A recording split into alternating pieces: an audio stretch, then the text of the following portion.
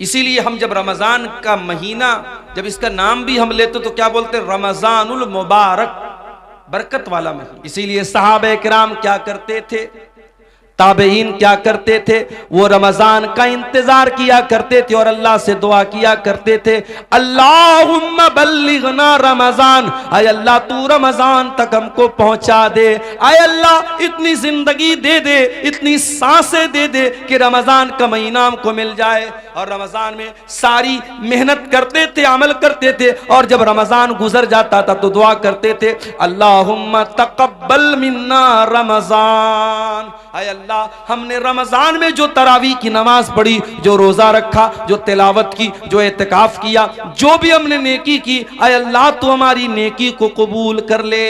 6 महीना इंतजार करते थे रमजान का, और 6 महीना रमजान में जो इबादत करते थे उसकी कबूलियत की दुआएं किया करते थे। कौन? सहाबा, ताबईन और इस उम्मत के असलाफ। मेरे प्यारे साथियों, हम वो खुश नसीब लोग हैं, हमें रमजान का महीना मिला है। अगर हमारे दिमाग में एक्साइटमेंट नहीं है, रमजान को लेकर के हमारे दिमाग में कोई तैयारी नहीं है, तो ये खतरे की घंटी है। हमें ये समझ लेना चाहिए कि हमारा ईमान बहुत कमजोर है। तो रमजान के महीने को लेकर के अगर दिल में एक तैयारी नहीं है तो हमारे और आपके लिए बहुत खतरे की घंटी है। मेरे साथ रमजान का महीना वो महीना है, नबी अकरम मिंबर पे चढ़ते हैं। अबू हुरैरा रज़ी अल्लाह ताला अन्हु हदीस के रावी हैं। आप मिंबर पे चढ़ते हैं और 3 मरतबा फरमाते आमीन आमीन आमीन। साहबा कहते हैं अल्लाह के नबी क्या बात है, आप आमीन क्यों बोल रहे हैं 3 बार? आपने कहा जब मैंने मिंबर की पहली सीढ़ी पर कदम रखा, जिब्रील आए और उन्होंने कहा कि जो इंसान रमजान का महीना पाए फलम युगफर लहू, और उसकी बख्शिश न हो सके, फकद अबदहुल्लाह, अल्लाह ताला अपनी रहमत से दूर कर दे उस इंसान को, बर्बाद हो जाए वो इंसान जो रमजान का महीना पाए और अपनी बख्शिश न करवा सके। जिब्रील ने ये बद्दुआ की और मुझसे कहा कि आमीन कहो, तो मैंने आमीन कहा। फिर जब मैं दूसरी सीढ़ी पर पहुंचा, जिब्रील ने कहा कि जो अपने माँ बाप में से दोनों को या किसी एक को बुढ़ापे की हालत में पाए और उसके माँ बाप उसको जन्नत में दाखिल न कर पाए। बड़ा मसला है मेरे भाई। माँ की तरफ से आज मदरसे में चंदा देने को हम तैयार हैं, बाप की तरफ से मस्जिद बनवाने को तैयार है, ट्यूबवेल बनाने को तैयार है। माँ जिंदा होती है तो माँ के ऊपर 5 रुपया खर्च करने में भी हमारा दिल घबराता है। बाप जिंदा है तो बाप को 100 रुपया देने में भी हमारी जान निकलती है। और माँ के मरने के बाद और बाप के मरने के बाद बड़ी मोहब्बत हमारे दिल में पैदा हो जाती है और मस्जिदें बनवाते हैं, मदरसे बनवाते हैं। माफ करना मेरे प्यारे साथियों, जितना खर्च आप माँ बाप के मरने के बाद उनको सवाब पहुंचाने के लिए करते हैं, अगर उनकी जिंदगी में उतना खर्च करते तो शायद आप जन्नत में चले जाते।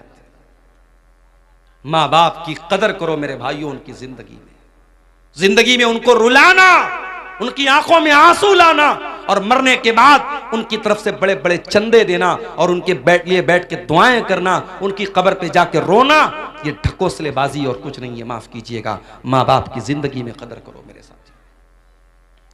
जिसको बुढ़ापे में माँ बाप मिले और माँ बाप उसको जन्नत में दाखिल न कर पाए, अल्लाह के नबी कहते जिब्रील ने कहा अबअदहुल्लाह, अल्लाह ताला ऐसे इंसान को अपनी रहमतों से दूर कर दे। जिब्रील ने बद्दुआ की और मैंने कहा आमीन। उसके बाद जब मिंबर की तीसरी सीढ़ी पर मैं चढ़ा तो जिब्रील ने कहा वो इंसान जिसके सामने ए नबी आपका नाम लिया जाए, जिसके सामने मोहम्मद कहा जाए सल्लल्लाहु अलैहि वसल्लम, और वो आपका नाम सुनने के बाद आपके ऊपर दरूद न पड़े, सल्लल्लाहु अलैहि वसल्लम न पड़े, उस इंसान के ऊपर भी अल्लाह की लानत बरसे, उस इंसान को भी अल्लाह अपनी रहमत से दूर कर दे। जिब्रील ने ये बद्दुआ की और मैंने आमीन कहा। ये 3 बद्दुआएं थीं जो फरिश्तों के सरदार ने बद्दुआ की थी और नबी ने आमीन कही थी। मेरे प्यारे साथियों, कितना बड़ा बदनसीब है वो इंसान जिसकी जिंदगी में रमजान का महीना आए और वो अब अल्लाह ताला के यहां अपनी बख्शिश न करवा सके। और ये भी याद रखिए, कुरान करीम में अल्लाह ताला ने अगर किसी एक महीने का नाम लिया है तो वो भी सिर्फ और सिर्फ रमजान का महीना है। महीने तो 12 हैं मगर अल्लाह ने सिर्फ एक महीने का नाम लिया है और वो महीना रमजान का महीना है। और जब अल्लाह ने रमजान के महीने का नाम लिया कुरान के दूसरे पारे में तो क्या कहा अल्लाह ने, अल्लाह ने ये नहीं कहा रमजान रोजे का महीना है, अल्लाह ने ये नहीं कहा रमजान तरावी का महीना है, अल्लाह ने ये नहीं कहा रमजान एतिकाफ का महीना है, अल्लाह ने ये नहीं कहा रमजान ज़कात का महीना है। अल्लाह ने फरमाया शहरु रमज़ान अल्लज़ी उन्ज़िला फ़ीहिल कुरआन, रमजान का महीना वो महीना है जिसमें कुरान उतारा गया। हुदल लिन्नास, और ये कुरान सारी मानवता के लिए मार्गदर्शन का काम करता है, सारी इंसानियत को सच्चाई का रास्ता दिखाता है। हुदल लिन्नास वबय्यिनातिम मिनल हुदा वल फुरकान, और कुरान की आयतें सच्चाई को खोल खोल के बयान कर देती हैं, हक और बातिल को खोल खोल के बयान कर देती हैं। पता ये चला कि कुरान वो रमजान वो महीना है जिसमें कुरान उतरा था। अच्छा, अब एक सवाल ये पैदा होता है कि कुरान तो इकट्ठा नहीं उतरा, कुरान तो अल्लाह के नबी के ऊपर थोड़ा थोड़ा 23 साल में उतरा, तो फिर इसका क्या मतलब है कि कुरान रमजान के महीने में उतरा? तो इसको भी नोट कर लो कि कुरान दो तरीके से उतरा है। एक तो कुरान लौहे महफूज से मुकम्मल आसमान दुनिया पर, ये जो आसमान हमको नजर आता है ना, ये जो पहला आसमान है इसका नाम आसमान दुनिया है। दुनिया मतलब करीब, क्योंकि ये आसमान हमसे सबसे ज्यादा करीब है इसलिए इसको आसमान दुनिया कहा जाता है। इसके ऊपर 6 आसमान और हैं। तो अल्लाह ताला ने लौहे महफूज से आसमान दुनिया पर जो कुरान उतारा है वो रमजान के महीने में उतारा है अपने प्यारे नबी के ऊपर, रमजान के महीने की आखिरी अशरे की किसी रात में। और वो रात कौन सी है? ये वही रात है जिसको लैलतुल कद्र कहा गया और जिसके बारे में अल्लाह ने कुरान की सूरत नाजिल की, इन्ना अंज़लनाहु फी लैलतिल कद्र वमा अदराका मा लैलतुल कद्र लैलतुल कद्र खैरुम मिन अल्फि शहर। ऐ मेरे नबी, इस कुरान को हमने लैलतुल कद्र में उतारा है और आप क्या जाने के लैलतुल कद्र क्या है? लैलतुल कद्र खैरुम मिन अल्फि शहर, लैलतुल कद्र तो 1000 महीने से बेहतर है। तो एक तो कुरान अल्लाह ताला के यहां से आसमान पर उतरा, फिर वहां से थोड़ा थोड़ा करके हमारे नबी के ऊपर उतरा है। इसलिए अल्लाह कह रहा है कि रमजान का महीना वो महीना है जिसमें कुरान उतारा गया है। और आज अफसोस की बात है, हमारा वो नौजवान जो 24 घंटे में हजारों बार मोबाइल खोलता है कि व्हाट्सएप पर किसका मैसेज आया, इंस्टा पर किसका मैसेज आया, फेसबुक की पोस्ट को कितने लोगों ने लाइक कर लिया, और इंस्टाग्राम के फोटो को कितने लोगों ने लाइक कर लिया, व्हाट्सएप के स्टेटस को कितने लोगों ने देख लिया। एक एक मैसेज को पढ़ता है, एक एक लाइक को देखता है। लोगों के लाइक की इतनी परवाह करने वाला इंसान, शायद इतनी मर्तबा तूने कुरान को पढ़ा होता तो अल्लाह तुझे लाइक कर देता। अगर तूने कुरान से इतना ताल्लुक जोड़ा होता तो अल्लाह की नजर में तू पसंदीदा हो जाता। मेरे प्यारे साथियों, आप जिससे मोहब्बत करते हैं उसके मैसेज का इंतजार करते हैं।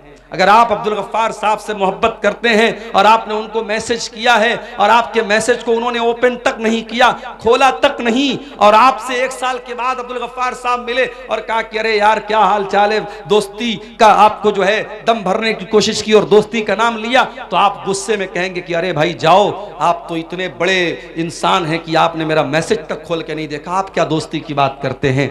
दुनिया में हम देखते हैं कि दोस्त का मैसेज आता है तो ऐसा नहीं हो सकता कि हम दोस्त भी माने और उसका मैसेज इग्नोर कर दें। मेरे प्यारे साथियों, अल्लाह का कलाम और अल्लाह का मैसेज है ये कुरान, और ये कुरान आज हमारे घरों में गर्द खा रहा है, धूल और मिट्टी खा रहा है। कुरान रखा हुआ है रेशम के कपड़े में लपेटकर, उस कुरान को कभी खोलने की हम कोशिश तक नहीं करते। मेरे प्यारे साथियों, यही वजह है कि हमारे दिल कठोर से कठोर होते चले जा रहे हैं, हमारे दिलों पर ताले लगे हुए हैं। दिल के ताले को अगर खोलना है तो कुरान से अपना ताल्लुक जोड़ लो। मेरे प्यारे साथियों, कुरान कहता फला यतदब्बरूनल कुरान मा ला कुलूबिन अक़फ़ालुहा, तुम कुरान के ऊपर गौर क्यों नहीं करते? कहीं ऐसा तो नहीं तुम्हारे दिलों के ऊपर ताले लगे हुए हैं, कहीं ऐसा तो नहीं कि तुम्हारे दिल लॉक हो चुके, तुम्हारे दिल का पासवर्ड कुरान है, तुम्हारे दिल का पैटर्न कोड कुरान है, तुम्हारे दिल के लॉक को अनलॉक करने का तरीका कुरान के अंदर गौर करना है। जब तुम कुरान के ऊपर गौर करोगे तो तुम्हारे दिल का लॉक खुल जाएगा। हमारे दिल की क्या हैसियत है? कुरान तो वो किताब है, अल्लाह कहता है लौ अंज़लना हाज़ल कुरान अला जबलिन, इस कुरान को हमने किसी पहाड़ के ऊपर भी उतारा होता, लरअयतहु खाशिअम मुतसद्दिया, तो तुम देखते कि पहाड़ भी अल्लाह के खौफ से रेजा रेजा हो जाता। तरावी पढ़ाने वाले को कितना पैसा देते हो? बास जगहों पर तो साहब मसला लोग पूछते हैं, मौलवी साहब तरावी पढ़ाने वाले को पैसा देना जायज है कि नहीं? अच्छा, मतलब तुम ये पूछ रहे हो कि तरावी पढ़ाने वाले को पैसा देना जायज है कि नहीं? वो बेचारा पूरे महीने खड़ा होकर के तरावी की नमाज में कुरान पढ़ा रहा और तुम उसको चंद पैसे देते हो तो मसला पूछ रहे हो कि पैसा देना जायज है कि नहीं? शर्म आनी चाहिए और चुल्लू भर पानी में डूब मरना चाहिए। फ्री है। झाड़ू लगाने वाला भी आपके मोहल्ले में आता है तो उसकी तनख्वाह लेता है। ऐ मुसलमान, तूने सबसे हकीर समझा है तो कुरान को समझा है। कुरान पढ़ने पढ़ाने वाले का उसने पैसा मांग लिया तो जान निकलती है तेरी। पिछले साल एक न्यूज मैंने पढ़ी थी, गुजरात में अहमदाबाद में एक हाफिज साहब ने तरावी की नमाज पढ़ाई थी। उनको वहां की जो मस्जिद के मुसल्लियान थे, किसी ने खुश होकर के 4 व्हीलर दे दी थी। 4 व्हीलर की चाबी के साथ हाफिज साहब का फोटो आया था। हमारे यहाँ तो लोग सुन करके साहब बेहोश हो जाएंगे, अरे तरावी पढ़ाने वाले को 4 व्हीलर मिल गई।